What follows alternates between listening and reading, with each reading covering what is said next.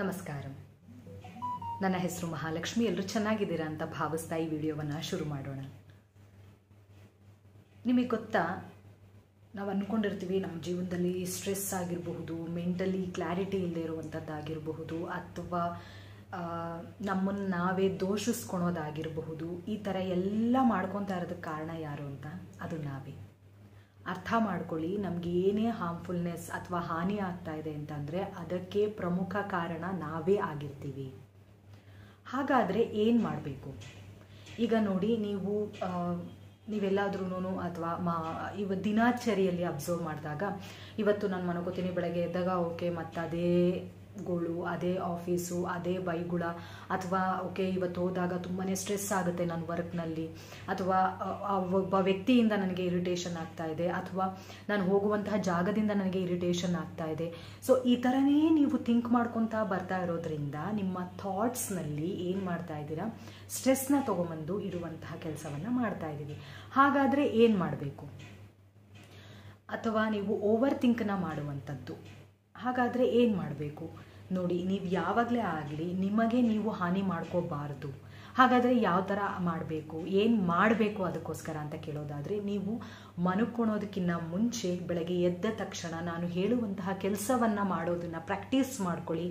ಖಂಡಿತವಾಗಲೂ ನೀವು ಏನು ಅಂದ್ಕೊಂಡಿರ್ತಾರ ಗೊತ್ತಾ, ನಾನು ಎಲ್ಲರೂ ಹೋದಾಗ, ಅಥವಾ ನಾನು ನನ್ನ ದಿನಚರಿಗಳಲ್ಲಾಗಿರ್ಬೋದು, ನಾನು ಆಚೆ ಕೆಲಸಕ್ಕೆ ಹೋಗ್ತಾ ಇದ್ದೀನಿ, ನನಗೆ ಹೋದ ತಕ್ಷಣ ಇರಿಟೇಷನ್ ಆಗೋದಕ್ಕೆ ಶುರುವಾಗುತ್ತೆ, ಇವತ್ತಿನ ದಿನ ಒಂದು ಚೂರು ಚೆನ್ನಾಗಿ ಹೋಗಲಿಲ್ಲ ನನಗೆ, ಈ ಥರ ಎಲ್ಲ ನಿಮ್ಗೆ ಏನು ಥಾಟ್ಸ್ ಬರ್ತಾ ಇರುತ್ತೋ ಅದು ಎಲ್ಲ ಒಳ್ಳೆಯದಾಗಿ ಕನ್ವರ್ಟ್ ಆಗೋದಕ್ಕೆ ಶುರುವಾಗುತ್ತೆ. ಹಾಗಾದರೆ ಏನು ಮಾಡಬೇಕು ಅರ್ಥ ಮಾಡ್ಕೊಳ್ಳಿ. ನಾವು ಮನ್ಕೋಬೇಕಾದ್ರೆ ತುಂಬ ಜನ ಸ್ಟ್ರೆಸ್ ಇಟ್ಕೊಂಡು ಮನ್ಕೊತೀವಿ, ಓವರ್ ಥಿಂಕಿಂಗ್ ಮಾಡಿಕೊಂಡು ಮನ್ಕೊಳುವಂಥದ್ದು, ಅಥವಾ ಇವತ್ತು ನನ್ನ ಜೀವನದಲ್ಲಿ ಏನೇನೆಲ್ಲ ಕೆಟ್ಟದ್ದು ನಡೀತು ಗೊತ್ತಾ, ಅಥವಾ ಏನೇನೆಲ್ಲ ಕೆಟ್ಟ ಸಂದರ್ಭಗಳು ಬಂದಿತ್ತು ಇವತ್ತು, ಅದನ್ನೇ ನೆನೆಸ್ಕೊಂಡು ಅದರಲ್ಲೇ ಕೊರುಕೊಂಡು ಮನ್ಕೊತಾ ಇರ್ತೀವಿ.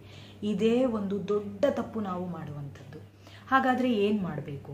ಮಲ್ಕೊಳ್ಳೋದಕ್ಕಿಂತ ಮುಂಚೆ ನೀವು ನಿಮ್ಮ ದಿನದಲ್ಲಿ ಏನು ಒಳ್ಳೆಯದಾಗಿದೆ ಅದನ್ನು ಮಾತ್ರ ನೆನೆಸ್ಕೊಂಡು ಮಲ್ಕೊಳ್ಳುವಂತಹ ಅಭ್ಯಾಸವನ್ನು ಮಾಡ್ಕೋಬೇಕು. ನೆಕ್ಸ್ಟ್ ಹೇಳಬೇಕಂತಂದರೆ, ನಾನು ತುಂಬಾ ಖುಷಿಯಾಗಿದ್ದೀನಿ, ಇವತ್ತು ನನ್ನ ಜೀವನ ಅಥವಾ ಇವತ್ತಿನ ದಿನ ನನ್ನ ಜೀವನದಲ್ಲಿ ತುಂಬಾ ಚೆನ್ನಾಗಿ ಮೂವ್ ಆನ್ ಆಯಿತು. ಅಷ್ಟು ಮಾತ್ರ ಅಲ್ಲ, ನಾನು ತುಂಬ ಗ್ರೇಟ್ಫುಲ್ ಆಗಿದ್ದೀನಿ, ಥ್ಯಾಂಕ್ಫುಲ್ ಆಗಿದ್ದೀನಿ. ಯಾರಿಗೆ ನಾವು ಇಷ್ಟ ದೇವರು ಯಾರಿರ್ತಾರೋ ಅವರಿಗೆ ಕೈಯನ್ನು ಮುಗಿಯುವಂಥದ್ದು. ಇಷ್ಟು ಮಾಡಿ ನೀವು ಮಲ್ಕೊಳ್ಳೋದಕ್ಕಿಂತ ಮುಂಚೆ ಮಲ್ಕೊಳ್ಳೋದನ್ನು ಅಭ್ಯಾಸ ಮಾಡ್ಕೋಬೇಕು. ಇದನ್ನು ನೀವು 1 ತಿಂಗಳು ಸತತವಾಗಿ ಪ್ರಯತ್ನ ಪಟ್ಟು ನೋಡಿ. 1 ತಿಂಗಳು ಅಂತ ಹೇಳೋದಕ್ಕಿಂತ 21 ದಿನಗಳ ಕಾಲ ಇದನ್ನು ಸತತವಾಗಿ ನೀವು ಪ್ರಾಕ್ಟೀಸ್ ಮಾಡಿ ನೋಡಿ. ನಿಮಗೆ ಗೊತ್ತಿರೋದಿಲ್ಲ ಎಷ್ಟು ಚೇಂಜಸ್ ಆಗಿರುತ್ತೆ ಅಂತ ಅಂದ್ಬಿಟ್ಟು. ಸೊ ಇನ್ನೂ ಒಂದು ಹೇಳೋದಾದರೆ, ಏನಕ್ಕೋಸ್ಕರ ಚೇಂಜಸ್ ಆಗುತ್ತೆ?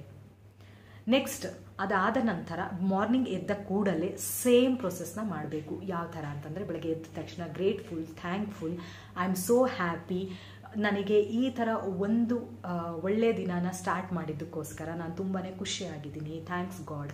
ಈ ಥರ ನಿಮ್ಮ ಥಾಟನ್ನು ನೀವು ಬೆಳಗ್ಗೆ ಎದ್ದ ತಕ್ಷಣ ಹೇಳುವಂತಹ ಪ್ರಕ್ರಿಯೆಯನ್ನು ಮಾಡ್ಕೋಬೇಕು. ಇದ್ರ ಜೊತೆಗೆ ಮಂತ್ರವನ್ನು ಹೇಳುವಂತಹ ಪ್ರಕ್ರಿಯೆಯನ್ನು ಮಾಡುವಂಥದ್ದು. ಮಂತ್ರ ಯಾವುದು ಅಂತ ನನ್ನ ಯೂಟ್ಯೂಬ್ ಚಾನಲ್ನಲ್ಲಿ ನಾನು ಬೆಳಗ್ಗೆ ಎದ್ದ ತಕ್ಷಣ ಯಾವ ಮಂತ್ರವನ್ನು ಹೇಳ್ಕೊಳೋದ್ರಿಂದ ನಿಮಗೆ ಒಳ್ಳೆಯದಾಗುತ್ತೆ ಅಂತ ಹೇಳಿದ್ದೀನಿ, ಆ ಮಂತ್ರವನ್ನು ಫಾಲೋ ಮಾಡೋದನ್ನು ಮಾಡಬಹುದು ನೀವು. ಸೊ ಹೀಗೆ ರಾತ್ರಿ ಮಲಗುವ ವೇಳೆ ಬೆಳಗ್ಗೆ ನಾನು ಹೇಳಿರುವಂತಹ ಕೆಲಸಗಳನ್ನು ಮಾಡೋದನ್ನು ಪ್ರಯತ್ನ ಪಡಬೇಕು ನೀವು. ಇದರಿಂದ ಏನಾಗುತ್ತೆ ಅಂತ ಹೇಳೋದಾದರೆ, ನೀವು ನೈಟ್ ಮಲ್ಕೋಬೇಕಾದ್ರೆ ನಾವೀಗ ಎದ್ದಿರುವಾಗ ನಮ್ಮ ಕಾನ್ಷಿಯಸ್ ಮೈಂಡ್ ಅಂತ ಅನ್ನೋದು ವರ್ಕ್ ಆಗ್ತಾ ಇರುತ್ತೆ.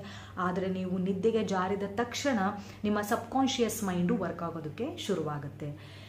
ಆಗ ನೀವೇನಾದ್ರೂ ಕೆಟ್ಟ ಥಾಟ್ಗಳನ್ನು ಇಟ್ಕೊಂಡು, ಅಥವಾ ಸ್ಟ್ರೆಸ್ ಇಟ್ಕೊಂಡು, ಓವರ್ ಥಿಂಕಿಂಗ್ ಮಾಡಿಕೊಂಡು, ತಪ್ಪು ಯೋಚನೆಗಳನ್ನು ಮಾಡಿಕೊಂಡು ಮಲ್ಕೊಂಡಾಗ ಆ ಸಬ್ಕಾನ್ಷಿಯಸ್ ಮೈಂಡು ಅದನ್ನೇನೇ ಏನಂತೀರ ರೀಲೋಡ್ ಮಾಡ್ಕೊಳ್ಳುವಂತಹ ಕೆಲಸವನ್ನು ಮಾಡುವಂಥದ್ದು. ಇದರಿಂದ ಮತ್ತೆ ಬೆಳಗ್ಗೆ ನಿಮಗೆ ಅದೇ ಸ್ಟ್ರೆಸ್ಸು, ಅದೇ ಓವರ್ ಥಿಂಕಿಂಗು, ಅದೇ ನೆಗೆಟಿವ್ ವೈಬ್ಸು ನಿಮ್ಮ ಜೀವನದಲ್ಲಿ ಕಂಟಿನ್ಯೂ ಆಗ್ತಾ ಬರುತ್ತೆ. ಅರ್ಥ ಮಾಡ್ಕೊಳ್ಳಿ, ನಿಮ್ಮ ಸಬ್ಕಾನ್ಷಿಯಸ್ ಮೈಂಡು ತುಂಬಾ ಶಾರ್ಪ್ ಇರುವಂಥದ್ದು. ಮತ್ತು ನಿಮ್ಮ ಜೀವನದಲ್ಲಿ ಕಾನ್ಷಿಯಸ್ ಮೈಂಡಿಗಿಂತನೂ ಸಬ್ಕಾನ್ಷಿಯಸ್ ಮೈಂಡು ತುಂಬ ಚೆನ್ನಾಗಿ ಕೆಲಸವನ್ನು ಮಾಡುತ್ತೆ.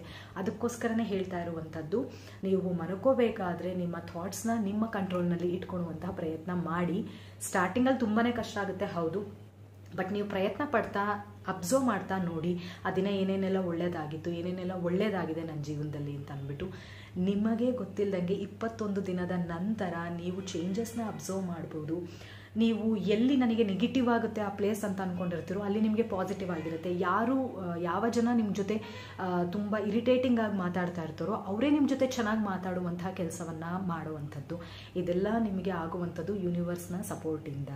ಸೊ ಈ ಮಾಹಿತಿ ನಿಮಗೆ ತುಂಬಾ ಉಪಯುಕ್ತ ಆಗುತ್ತೆ.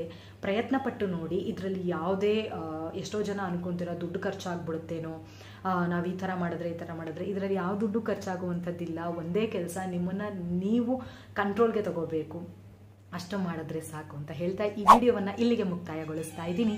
ಸರ್ವೇ ಸಜ್ಜನಃ ಸುಖಿನೋ ಭವಂತು. ನಮಸ್ಕಾರ.